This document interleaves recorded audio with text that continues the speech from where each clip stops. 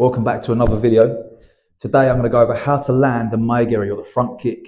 I'm going to give you 4 different ways to land it in your sparring, and also a couple of exercises to improve the landing of the kick in terms of foot flexibility and technique. So before we start throwing the kick, we need to understand how to land it properly, and obviously we use the ball of the foot to land the front kick. Most people, or a lot of the comments that I get, suggest that people have trouble getting the toes back far enough, and as a result then land with their toes instead of the ball of their foot. So I'm going to give a little stretch first of all to get us ready for this for the kicking. What we're going to do is we're going to come down to our knees, and I just want to sit with my toes pulled back against the floor. Okay, so I want to sit here just stretching out the bottom of the foot and getting the toes pulled back. And what I want to do is just come over one side and the other, just to kind of favour one foot over the other one. And from here, we're just going to get used to that position where the toes pulled back.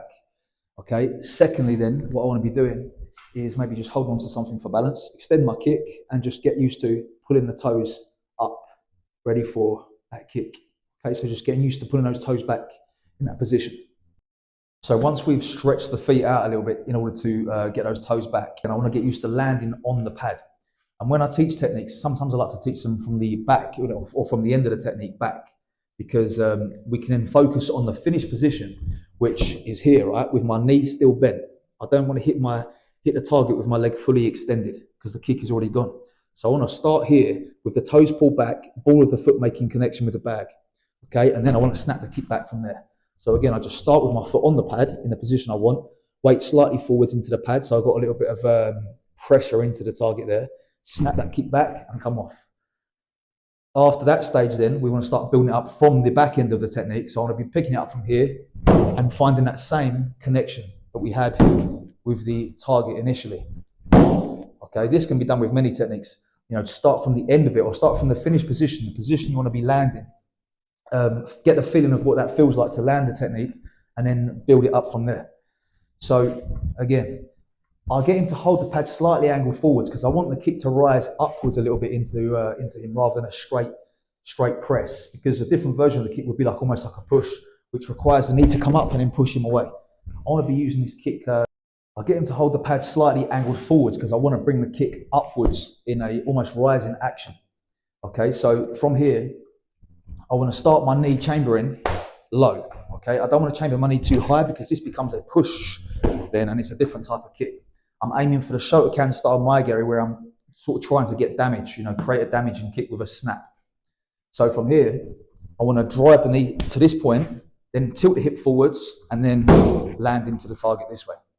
The exercise here then, or this is the sort of pre-exercise before we get onto the actual sparring type connections, is just understanding how it feels to kick the pad or kick a target. So I want to be here, just getting that connection every time. Landing from here, this way. It's not about speed or power. It's just simply about understanding how it feels to land that kick every time. Once I can consistently land that kick on the pad without my toes, getting caught, then we're ready to go with the sparring stuff. Okay, so then 4 ways in which we can land this kick in a sparring or a kumite situation. First of all, I'm going to be here. Number 1 is I'm going to be leading with some hands. Okay, so I want to draw his attention upwards, bring his guard up, and I'm going to slip that kick underneath his guard this way. Okay, so I initiate by throwing some hands up here high to open up the body. And before this, within the time of kumite, I can be kind of faint and see how his hands react as I send the front hand in. So I can kind of work out what his reaction looks like. As I come in then, he flinches, he brings his hands up, and I come underneath with that front kick this way. Which can then lead to my next kind of technique. Here I can make Ashibroy or something from that position. Okay, so I'm using my hands to get in, and that is the first way I'm landing that front kick. He's now a little bit more defensive. He's moving away from me as I go to throw a kick. So as I go to throw a front kick, he's just off. Okay, he's on his way. So what I'm going to do now is, as I chamber, I'm going to slide this front foot towards him. Cover some more ground this way, okay? So he can move away, and I can still catch him with that kick as I'm traveling a little bit further. This obviously doesn't work against someone who's very, like a counter attacker. So if he goes for his Gyakuzuki, boom, that's it. He's going to hit me as I come in. Okay, this is someone who's a little bit off, flinchy. They're fast, and as soon as I move, he's off. So I've got to try and catch him somehow.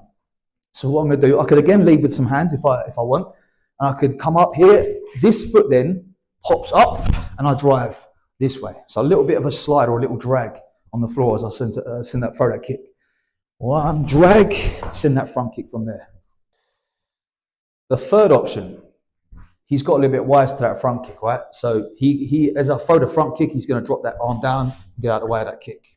Okay, so he sees it come in, boom, and he's off. What I'm going to do now then is I'm going to switch, come in with the other leg. Okay, so it looks like I'm going to throw that kick there, which is drawing out that block. Okay, instead I switch and come up with the other leg instead. Okay, it's like a little bit like what we see in Kankudai, like a little bit of a Toby Mae Geri. From here, just a little switch and then drive from that position. Okay, but this kind of requires, not necessarily, but it kind of requires that I've hit him a few times with the kick from the back leg, so he's got a little bit used to that. He's now wary of that. He's sort of thinking he must not get hit by that kick again. So I go to throw that, to draw that out. Bump, and switch this way. So the fourth and final way I'm going to land this kick in this video is as a counter-attack. And this is one of my favorites because I can sit back here a little bit, I can have my guard up, ready to go, and as soon as he makes any movement forwards, my kick comes in from there to stop him, okay? I can keep my face a little bit away from danger, and I can just put that hip forwards to stop him from coming in, okay? So, even draw him in. I can draw him in a little bit, that's it, and then I can come in with that kick.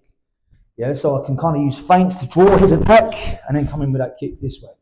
So we've got 4 ways of delivering that kick then in Kumite. The first one is I'm leading with some hands and throwing the kick underneath the guard. The second way was to chase him with it, drag that back foot with the kick to cover a lot of distance. The third one was to almost trick him. Don't look like I'm throwing the right leg, then switch and throw the left leg this way. And the fourth one was to hit him on the way in as a counter-attack. If you haven't done already, don't forget to subscribe to this channel and leave a comment for anything else you'd like to see next time.